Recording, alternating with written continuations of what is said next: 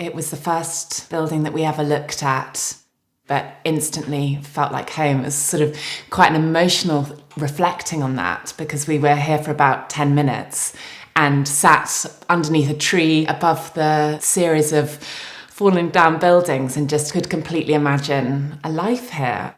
I think it was on the second visit I realised how much work was to be done, and that has taken time. This house that we're in at the moment was rebuilt, restored by my brother and my dad. And that was done quite quickly, so that was done in, I think, a year and a half or so. And then we moved in towards the end of that process. But then the buildings around the site have sort of progressively happened over the course of a decade.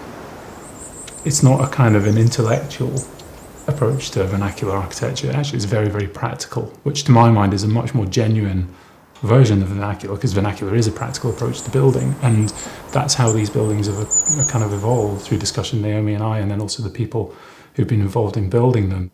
It's those relationships that have rebuilt this place for the next 120 years, what have you, rather than an architect sort of saying, right, this is what we're going to do. It's been this kind of really beautiful organic discussion at all times. We're just passing through, others have passed through, and in the future yet more will pass through. And I think it was important to us that these buildings that were in a state of disrepair have a future. It deserves to be lived in.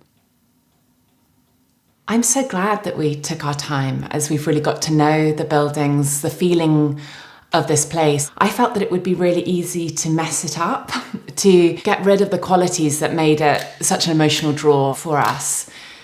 And that connection with the landscape was something that took time to understand. There's this lovely sort of slow architecture, which I think about this place, that is, the values of doing something well once.